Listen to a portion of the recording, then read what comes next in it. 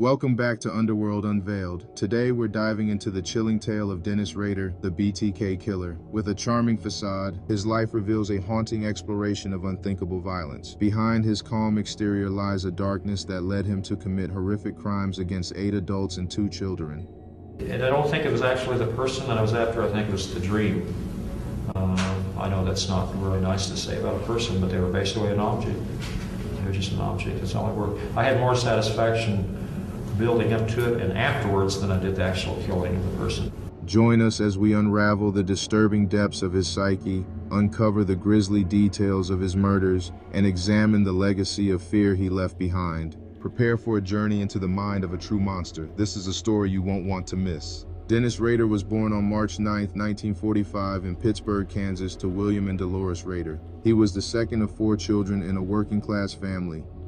Rader's upbringing was marked by a strict and sometimes authoritarian household. His father, a World War II veteran, was described as a domineering figure, while his mother was more nurturing but struggled with her own issues, including mental health challenges. Rader's childhood was characterized by a sense of isolation, and he often felt disconnected from his peers. From a young age, Rader exhibited troubling behaviors that would later foreshadow his violent tendencies. He had a fascination with death and control, often committing minor acts of cruelty towards animals. This early display of sadistic behavior, combined with his feelings of alienation, may have contributed to the development of his darker impulses. Rader attended high school in Wichita, where he was described as an average student. He graduated in 1963 and went on to attend Butler County Community College before transferring to Kansas Wesleyan University in Salina. During this time, he became increasingly involved in his church. Rader was active in the Lutheran faith. Do you pray? Yes, study the Bible daily, and that helps not only just for spiritual, but a lot of it's good meanings and good concepts, things that you can use in life.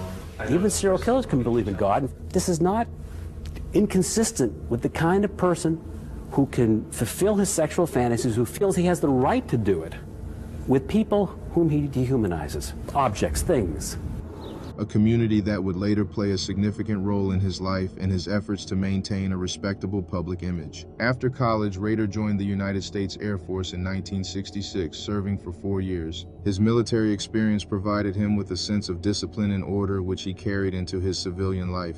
After returning home, he worked various jobs, including as an employee for the Wichita-based company ADT Security Services, where he gained knowledge about alarm systems and security protocols, skills he would later exploit in his crimes. In 1971, Rader married Paula Dietz, and together they had 2 children, a son and a daughter. To his family and friends, he appeared to be a devoted husband and father. He became actively involved in community activities, including serving as a Boy Scout leader and participating in church functions. Rader's public persona was that of a reliable, upstanding citizen, a stark contrast to the predatory nature he exhibited in his secret life. In his neighborhood, Rader was known as friendly and helpful. He often mowed his neighbors' lawns and engaged in community events, all the while concealing his sinister double life. Rader's ability to blend into his community, maintaining the image of a family man and church leader, allowed him to continue his killing spree while evading suspicion. Despite his outward normalcy, Rader's psychological profile was deeply troubled. He felt a compulsion to control and dominate his victims, a drive that stemmed from his childhood experiences and an ingrained need for power. The sadistic thrill he derived from his crimes was likely intertwined with his feelings of inadequacy and isolation throughout his life. Rader was also a meticulous planner, often spending long periods stalking and studying his victims before committing his murders. His letters to law enforcement and the media showcased not only his intelligence but also a craving for recognition and validation. He wanted to be seen as a character in a real-life horror story, demonstrating a profound need for attention that contradicted his everyday life. Certainly, the chilling saga of Dennis Rader, infamously known as the BTK Killer, is marked by a series of gruesome murders that span nearly 3 decades, each characterized by his methodical and sadistic approach. On January 15, 1974, Dennis Rader committed his first known murders, targeting the Otero family in their Wichita home. Rader entered the split-level house through an unlocked door, armed with a .22 caliber pistol. Once inside, he encountered Joseph and Julie Otero, along with their 2 youngest children, 9-year-old Joey and 11-year-old Josephine. Controlled completely. And then I went in the other room and I thought, do I just leave or what? They already know me, my face, so I went back and put a plastic bag over Mr. Otero's head and put a garment over his neck and pulled up on it, and that's when it really hit the fan, and because they all could see what I was doing. Rader describes first strangling. Rader bound and gagged the parents and their children, relishing the control he exerted over them. Joseph's head was covered by a plastic bag, which Rader then secured with ropes. After Joseph chewed a hole in the bag, another bag was tightened over his head, causing him to slowly suffocate to death. Rader then strangled Julie to death with rope. So Otero had woke up, and she actually said, "Have God have mercy on your soul." That's what she said. And put her down permanently. This woman who probably knows now that she might be going to die, she is generous with you, asking God to have mercy on your soul. Mm-hmm. Yeah. Pretty generous thing to tell It's the amazing how man they kill you. that's killed and tortured her family and is about to do the same to her. Yeah. With both parents dead, Rader then placed another plastic bag, followed by 2 t-shirts and an additional bag over Joey's head, watching as he thrashed about and suffocated. Josephine's fate was particularly horrific. In an act of sheer brutality, she was hanged from a pipe in the basement. Rader's meticulous planning and execution left a community in shock, forever marking January 15, 1974 as a date of profound tragedy. In April 1974, just months after the Otero killings, Rader struck again, this time targeting 21-year-old Catherine "Kathy" Bright. She was found bound and stabbed multiple times in her home on April 4th. The crime bore the hallmarks of Rader's methodical approach, with a clear signature of binding and torture before death.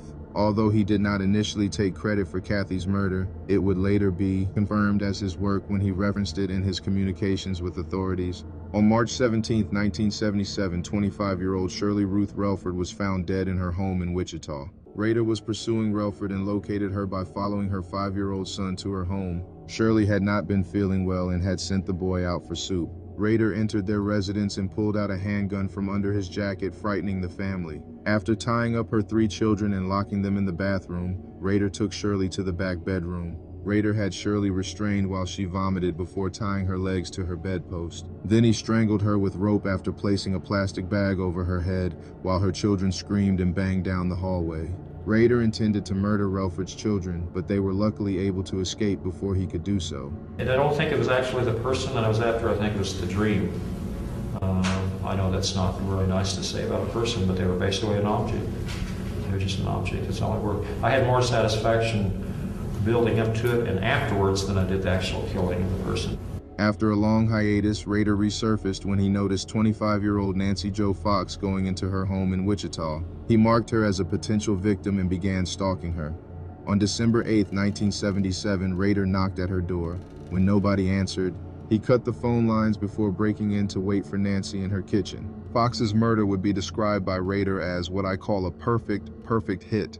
Although she gave me a lot of verbal static, she cooperated. And she didn't fight me. I had complete control of her. That's why it was one of the more enjoyable kills, as I call them. Rader killed Nancy Fox by strangling her with his belt on her bed. Before she died, Rader told her that he was responsible for the prior Otero murders. The following day, Rader called police from a phone booth, telling them they would find Fox's body at her home.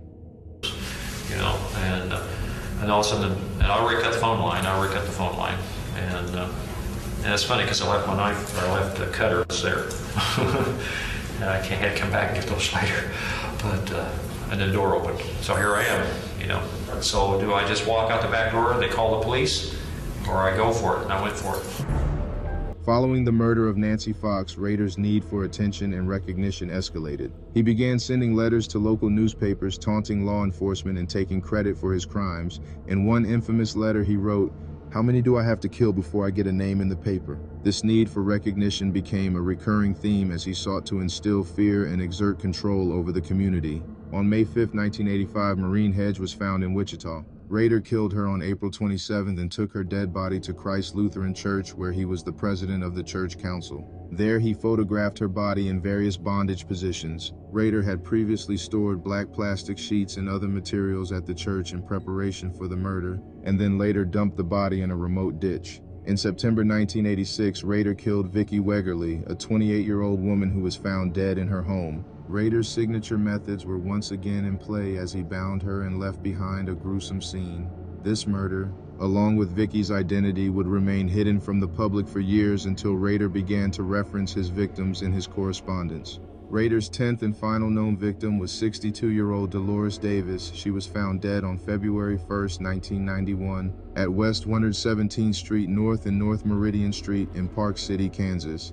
Rader had killed her on January 19th by strangling her with pantyhose. After a long period of dormancy, Rader returned in 2004 with a series of letters to law enforcement that hinted at his reawakening. He sent packages containing photographs of previous victims and detailed information about his crimes. The public and police were thrust back into a state of fear and uncertainty.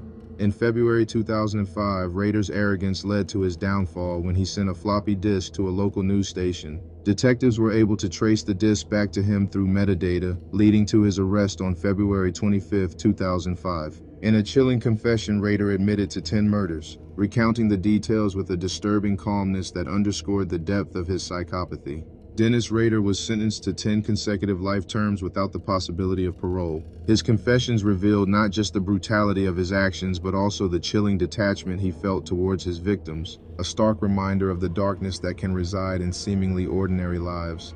The scars of Rader's crimes are etched into the fabric of Wichita, serving as a haunting reminder of the vulnerability of life and the evil that can lurk in the darkness. Normal people who are outside of the world can visualize that. Just like right now, you just, touch people and hold them, and, your kids and stuff. Sorry, it's gone. This was one of the few moments during the interview where Rader revealed any emotion, when he was talking about himself and his family. Well, anyway, people don't realize that, once you're gone, you can't go out in fresh air, walk your dog, hug your wife, or kiss your wife. Go to a movie, have a pizza, hamburger, it's all gone. It's all about him. Thanks for joining us on this exploration into the shadows here at Underworld Unveiled. If you enjoyed the content, please give us a like and subscribe for more chilling true crime stories. We want to hear from you. Drop a comment below with any cases you'd like us to investigate next. Your suggestions help shape our future content. Until next time, stay curious and keep your eyes open as we unveil more mysteries from the underworld.